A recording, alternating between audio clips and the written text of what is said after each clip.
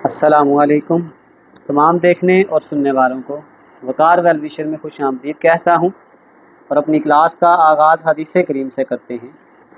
नबी करीम सल्लल्लाहु अलैहि वसल्लम ने 5 बातों से अल्लाह की पनाह मांगा करते थे। बुज़दिली से, बखीली से, इंतहाई बढ़ापे और लाचारी की उम्र से, सीने के फितने से यानी हसद, कीना और बुरे इखलाक व अकायद से और अज़ाब कब्र से। वीडियो को शुरू करने से पहले कमेंट सेक्शन में लाजमी बताएं कि आप हमारी वीडियो कहाँ से देख रहे हैं और आपके स्कूल में पढ़ते हैं। तो चलते हैं अपने क्वेश्चंस की जानिब। अब सबसे पहले आपके पास जो टॉपिक आ रहा है वो आ रहा है solution of right angle triangle. Questions को बाद में सॉल्व करते हैं, पहले हम एक राइट एंगल ट्रायंगल को डिस्कस करते हैं। अगर आपके पास एक एंगल जो ट्रायंगल है वो राइट एंगल ट्रायंगल है तो आपके पास जो यहाँ पे एंगल बनेगा वो हमेशा 90 का होगा। अब इस क्वेश्चन को मैं इस तरीके से लेबल करता हूँ कि जिस जगह भी मैं डायग्राम को यूज़ करूँगा तो फिर मैं इसी तरह की डायग्राम को इस्तेमाल करूँगा। यहाँ पे ये आ जाएगा सी, ये आपके पास आ जाएगा ए और बी, यानी ए बी को अगर आप चेंज कर भी लें तो कोई प्रॉब्लम नहीं होगा। सी को आपने चेंज नहीं करना क्योंकि जो क्वेश्चन हम सॉल्व करेंगे इसको इसी अकॉर्डिंगली सॉल्व करेंगे। अब यहाँ पे जो गैमा ए है तो यहाँ पे अल्फ़ा कर लेते हैं, ये बी है तो यहाँ पे एंगल आपके पास आ जाएगा बीटा और ये आपके पास हो जाएगा गैमा। ए के सामने छोटा ए ये साइड्स हैं, सी के सामने छोटा सी और बी के सामने छोटा बी आ जाएगा। अब यहाँ पे हम आपने ये याद रखना अगर हमारे पास कोई ट्रायंगल है तो ट्रायंगल का जो सम ऑफ ऑल एंगल होता है वो आपके पास 180 होता है। अगर हम इन तीनों एंगल का सम लेंगे तो आपके पास 180 डिग्री होगा। Alpha plus beta plus gamma which is equal to 180 degree आ जाएगा।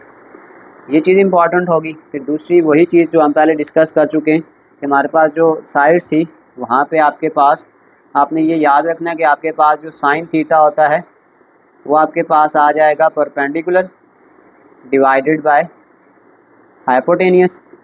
आपके पास जो कॉस थीटा होता है वो आपके पास होता है बेस डिवाइडेड बाय हाइपोटेनियस और जो टेन थीटा होता है वो आपके पास होता है परपेंडिकुलर डिवाइडेड बाय बेस।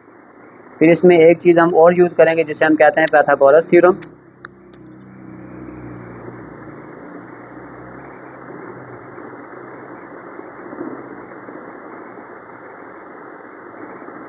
वो आपके पास होता है हाइपोटेनियस का square is equal to base का स्क्वायर प्लस परपेंडिकुलर का स्क्वायर। ये चीज़ें हम अपनी क्वेश्चंस को सॉल्व करने में मदद देंगी। अब सबसे पहले देखें अगर हम एक डायग्राम बना लेते हैं।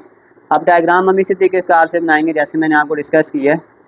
तो अगर हम इसके अकॉर्डिंगली डायग्राम बनाते हैं तो ये हमें पहले से गिवन था कि ये 90 डिग्री है तो गैमा आपके पास 90 डिग्री है। हमें ए की वैल्यू गिवन है, ए आपके पास है 5 और सी आपके पास है 13। अब हमने जो चीज़ें फाइंड आउट करनी है वो भी देख लें कि गैमा हमें गिवन है, यानी गैमा हम पहले ही से समझने निकाल चुके हैं 90 डिग्री है। एक हमने फाइंड करना है अल्फ़ा, एक हमने फाइंड करना है बीटा और एक हमने साइड फाइंड करनी है बी। ये चीज़ हमने फाइंड आउट करनी है। अब सबसे पहले अगर आप ये देखें कि अगर आपके पास पहले आपने ट्रायंगल में ये देखना है कि आपके पास 2 एंगल गिवन है या 2 साइड्स गिवन है। तो आप देख सकते हैं आपके पास 2 साइड्स गिवन है तो सबसे पहले हम इसकी तीसरी साइड निकालेंगे by Pythagoras theorem. By Pythagoras theorem वो आपके पास आ जाएगा हाइपोटेनियस का square is equal to base का स्क्वायर प्लस परपेंडिकुलर का स्क्वायर। अब अगर हम डायग्राम की अकॉर्डिंगली देखेंगे तो आपके पास जो हाइपोटेनियस है वो आपके पास 13 है तो ये आ जाएगा 13 का स्क्वायर। बेस आपके पास ए है, यह आ जाएगा 5 का स्क्वायर प्लस परपेंडिकुलर यानी कि बी का स्क्वायर आ जाएगा। 13 का स्क्वायर आपके पास होता है 169, 5 का स्क्वायर 25 प्लस बी का स्क्वायर, इसको इस तरफ शिफ्ट कर दें ये माइनस हो जाएगा। बी का स्क्वायर 169 में से 25 निकालेंगे यह आ जाएगा 144 इक्वल टू बी का स्क्वायर और यहाँ पे अगर हम अंडर रूट अप्लाई कर लें कि बी का स्क्वायर और ये 144 12 का स्क्वायर होता है तो ये आपके पास कैंसिल हो जाएगा और आपके पास जो साइड बी थी वो आपके पास आ जाएगी 12। तो ये साइड तो हमने फाइंड आउट कर ली, यानी जो b की वैल्यू थी वो हमने फाइंड आउट कर ली है 12। अब नेक्स्ट आपके पास हम एंगल्स को फाइंड आउट करेंगे। अब एंगल को फाइंड आउट करने के लिए सबसे पहले तो हम ऐसे कर लेते हैं कि अगर हम ऐसे कर लें कि tan बीटा, tan होता है through proper brushing, p for perpendicular, b for base. तो आपके पास आ जाएगा b is equal to tan inverse perpendicular. अब परपेंडिकुलर हमने कितना निकाला है 12 और बेस कितनी है आपके पास 5। हम डायरेक्ट इसको कैलकुलेटर पे अप्लाई करेंगे तो ये आपके पास आ जाएगा शिफ्ट दबा के 10 12 डिवाइडेड बाय 5, तो ये आपके पास आ जाएगा 67.38। इसका मतलब जो बीटा की वैल्यू थी वो आपके पास आ गई है 67.38। ये हमने बीटा निकाल लिया है। अब हमने अल्फ़ा को फाइंड आउट करना है। तो अगर हम इस पे अप्लाई लगाते हैं ये रूल कि sum of all the angle of triangle, यानी कि alpha plus beta plus gamma which is equal to 180 degree. अब हमने फाइंड करना था अल्फ़ा, तो ये बीटा और गैमा उधर जाके माइनस हो जाएंगे, 180 minus beta minus gamma, values put कर दें, 180 डिग्री माइनस बीटा यानी कि 67.38 और गैमा आपके पास था 90 डिग्री। इसको कैलकुलेटर पे अप्लाई कर लें डायरेक्टली, यह आ जाएगा 180 माइनस 67.38 माइनस 90 डिग्री। तो ये आपके पास आ जाएगा अल्फ़ा इज इक्वल टू 22.62। तो ये हमने अल्फ़ा भी फाइंड आउट कर लिया, बीटा भी फाइंड आउट कर लिया और जो एक साइड फाइंड करनी थी बी हमने वो भी फाइंड आउट कर लिया। चलते हैं इसके दूसरे केस की जानिब, केस नंबर 2। केस नंबर 2 अब आपके पास ये है कि हमें एक साइड भी दी होगी और उसके साथ एक एंगल भी दिया होगा। अगर हम इसी डायग्राम को यहाँ पे अप्लाई करते हैं,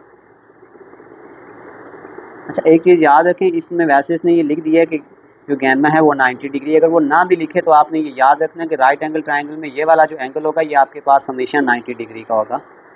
फिर बीटा उसने हमें दिया हुआ है 45। एक हमने ये एंगल फाइंड आउट करना है, यानी कि हमने फाइंड करना है अल्फ़ा। फिर उसने हमें एक वैल्यू ए की भी दी हुई है कि ए इक्वल टू 10। एक हमने सी की वैल्यू को फाइंड आउट करना है और फिर हमने एक बी की वैल्यू को भी फाइंड आउट करना है। तो इसका मतलब अल्फ़ा फाइंड करना है हमने, बी फाइंड करना है और सी फाइंड आउट करना है। और जो डाटा हमें गिवन है, बीटा हमें दिया हुआ है 45 डिग्री, गैमा आपके पास 90 डिग्री है और ए आपके पास 10 है। तो ये एंगल नहीं, ये साइड है। तो सबसे पहले अब आप गौर करेंगे तो हमें अब 2 एंगल पहले गिवन है। तो सबसे पहले अगर 2 एंगल गिवन है तो फिर हम पहले तीसरा एंगल निकालते हैं कि alpha plus beta plus gamma which is equal to 180 degree. तो हमने फाइंड करना है अल्फ़ा, तो ये आ जाएगा alpha is equal to 180 degree minus beta minus gamma. 180 degree minus beta, beta आपके पास आ जाएगा 45 माइनस 90। इसको अगर आप सॉल्व करेंगे तो ये आपके पास अल्फ़ा 45 ही आ जाएगा। अल्फ़ा तो इजी था, इसमें इजीली हमने फाइंड आउट कर लिया है 45 डिग्री। अब देखें हमें साइड फाइंड आउट करनी है। अगर मैं यहाँ पे एक ये साइड उठाता हूँ और इन दोनों में से कोई भी एक साइड उठा लें, तो अगर मैं यहाँ पे कोई भी अगर मैं साइन लेना चाहूँ तो देखें साइन होता है सम पीपल हैव, तो वो नहीं लग सकता। कॉज या टैन लगा सकते हैं, तो फिर मैं टैन ही लगा देता हूँ, टैन लगाना इजी होता है। तो ये आपके पास आ जाएगा tan alpha is equal to perpendicular divided by base. Alpha is equal to, alpha हम निकाल चुके हैं, टैन अल्फ़ा आपके पास आ गया 45, परपेंडिकुलर आपके पास यहाँ पे b है और बेस आपके पास 10 है। टैन 45 आपके पास होता है 1। इसको इधर मल्टीप्लाई कर दें, इससे मल्टीप्लाई हो जाएगा तो फिर हम कह सकते हैं आपके पास जो b का आंसर आ गया है वो आपके पास जो आंसर है वो सिंपल 10 है। ये हमने b का आंसर फाइंड आउट कर लिया है। तो b का आंसर हमने क्या निकाला है 10। अब हमने c को फाइंड आउट करना है। c फाइंड करने के लिए हम लगा लेते हैं सिंपल पाइथागोरस थ्योरम के बाय पाइथागोरस थ्योरम, वो आपके पास आ जाएगा हाइपोटेन्यूस का square is equal to base का स्क्वायर प्लस परपेंडिकुलर का स्क्वायर आ जाएगा। हाइपोटेन्यूस आपके पास सी है, सी का स्क्वायर, ए बी यानी कि बेस आपके पास 10 है और परपेंडिकुलर भी 10 है, तो ये आपके पास आ जाएगा सी स्क्वायर 10 का स्क्वायर 100 प्लस 100, ये आ जाएगा सी स्क्वायर, ये आ जाएगा 200। इसके ऊपर सिंपली आप अंडर रूट अप्लाई कर लें, ये इसके कैंसिल हो जाएगा और ये आ जाएगा C equal to under root of 200, ये आ जाएगा 10 अंडर रूट ऑफ 2, और इसको पॉइंट में लिखना हो तो ये आ जाएगा 14.14। ये हमने इसका आंसर क्या कर लिया, फाइंड आउट कर लिया था। तो एक्सरसाइज पूरी में आपके पास दो ही तरह के केस होंगे, या आपके पास दो एंगल्स गिवन होंगे और एक साइड गिवन होगी, या आपके पास दो साइड या एक एंगल गिवन होगा। तो बाकी जो एग्जांपल्स हैं वो इससे रिलेटेड हैं, तो इसलिए मैं बाकी एग्जांपल को सॉल्व नहीं कर रहा। मेरा आपके पास ये दो केस थे, हमने इसी को ही डिस्कस करना था। कमेंट सेक्शन में मैं लिंक डाल दूँगा, अगर आप मेरे किसी भी वीडियो के नोट्स को डाउनलोड करना चाहें तो आसानी से डाउनलोड कर सकते हैं। आखिर में एक छोटा सा मैसेज अपने देखने और सुनने वालों के लिए कि हज़रत शाह शम्स तबरेज़ फरमाते हैं, चालाकी और धोखे की फ़िक्र मत करो। अगर कुछ लोग तुम्हें जाल में फंसाने की कोशिश करते हैं और तुम्हें ईज़ा पहुंचाते हैं तो अल्लाह भी उनको जाल में फंसा रहा है। कुआं खुदवाने वाले कुएं में ही गिर जाते हैं। कोई बुरा आदमी सज़ा पाए बगैर नहीं रहता और अच्छाई जज़ा पाए बगैर नहीं होती। हक़ पर यकीन रखो और बाकी जो होता है होने दो। प्यारे बच्चों, मिलते हैं अगली वीडियो में, तब तक के लिए अल्लाह हाफिज़।